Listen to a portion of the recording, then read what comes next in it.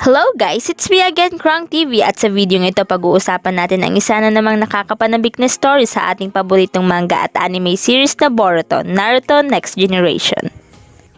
Pero bago ang lahat, huwag kalimutang mag-like, mag-subscribe, pindutin na rin ang notification bell upang lagi kang updated sa mga susunod na videos. Sa video ng ito pag-uusapan natin ang teorya nga patungkol nga sa bagong Baryon mode ni Himawari sa Boruto 2 Blue Vortex. Akala natin tapos na ang kasaysayan ng Nine Tails. Akala natin si Naruto lang ang magiging alamat ng Baryon mode.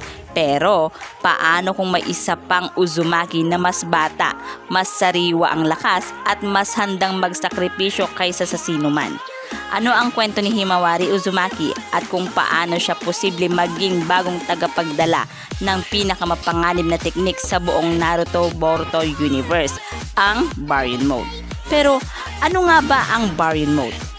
Ipiniliwanag kung paano ito unang lumabas sa laban ni Naruto laban kay Ishiki Otsutsuki. So, ito ang technical breakdown.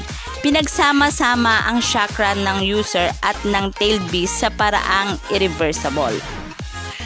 Para bang sinusunog ang mismong buhay nila para makagawa ng bagong enerhiya. Bawat contact sa kalaban ay kumakain ng lifespan nito. Ang side effect naman nito ay lubos na pagbaba ng chakra reserve, permanenteng pagkawala ng tail beast kung maubos ang enerhiya. Bakit sobrang OP pero self-destructive?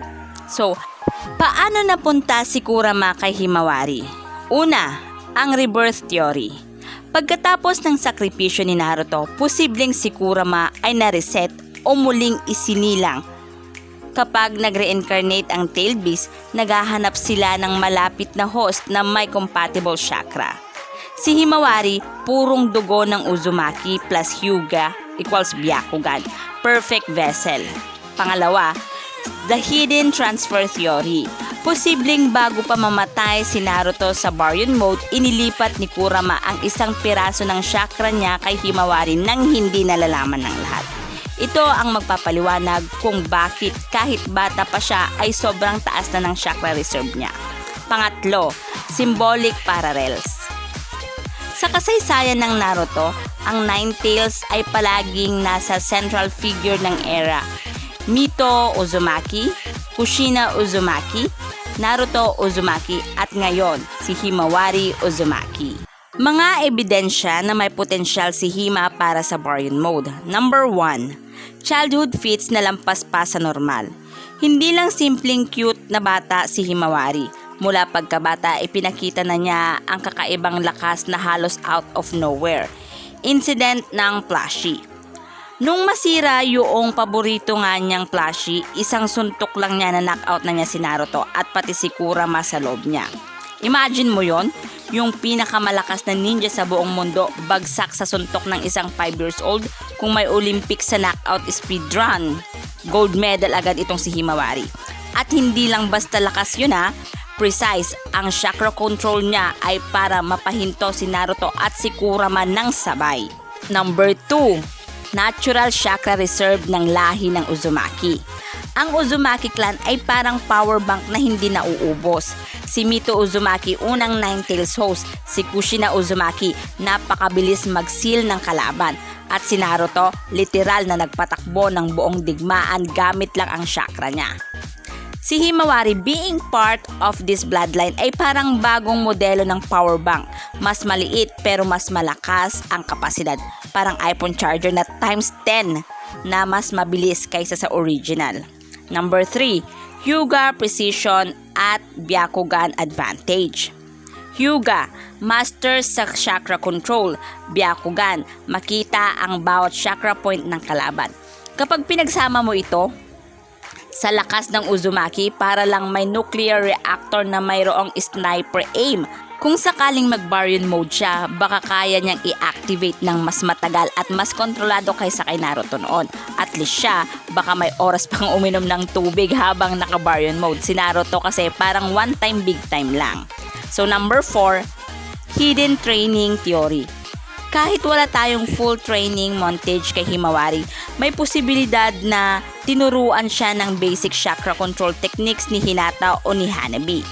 baka may secret Hyuga Uzumaki bootcamp kumbaga sa bahay nila. Yung tipong training habang naguhugas ng pinggan, kaya siguro laging malinis ang kusina nila. Pero syempre joke lang yun. Ito na nga yung number 5, ang connection kay Kurama. Hindi basta pumili lang ng host itong si Kurama. May emotional at spiritual connection yan. From Mito to Kushina to Naruto, lagi siyang nasa core member ng Uzumaki family circle. Malamang kay Himawari siya bumalik kasi nakita niya yung parehong puso at tapang ni Naruto. Plus, baka naisip ni Kurama, at least hindi na ako laging tatawaging baka kitsune. Ito na nga, number 6, foreshadowing sa anime at manga. May mga eksenang biglang tumindi ang aura ni Himawari kapag seryoso siya.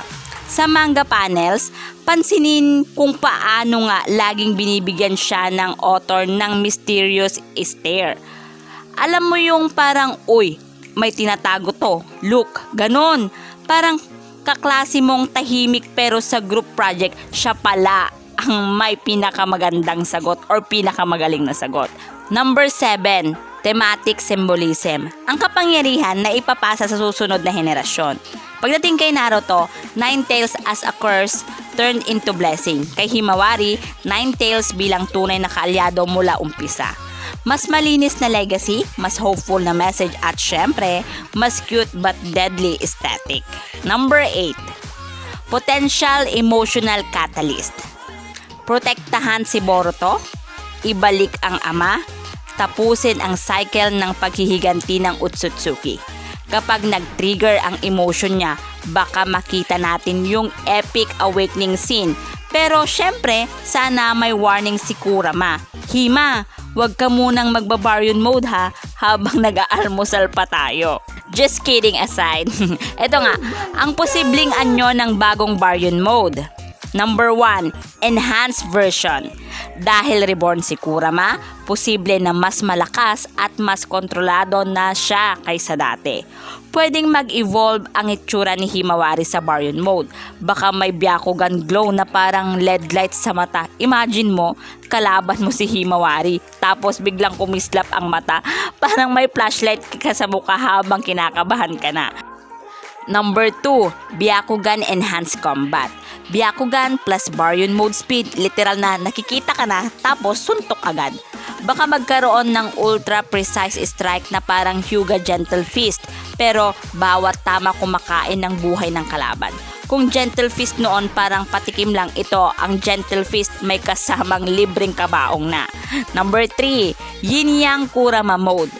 Kung balance na ang chakra ni Kurama, baka hindi na kailangang magsakripisyo ng buhay para magamit ang Baryon Mode. Sa madaling salita, mas matagal ang laban, mas mababa ang risk at baka pwede pang gamitin sa training o friendly spar. Pero syempre, wag sa mga kapatid, baka ending nito si Boruto nasa ospital na dahil sa paglalaro nga nila ng tagu-taguan. So kung totoo ang teorya na ito, nakikita na natin ang pinakamalaking paglipat ng kapangyarihan sa kasaysayan ng Naruto at Boruto mula sa ama papunta sa anak. Isang batang babae na handang pasanin ang parehong lakas at sumpa na minsan ay nasa kanyang ama. Pero ang tanong, handa ba kayo na makita si Himawari sa isang laban na maaring magbuwis ng kanyang buhay? O baka handa na rin tayong makita siya na mag-Baryon mode lang para manalo sa hide and seek laban nga kay Boruto?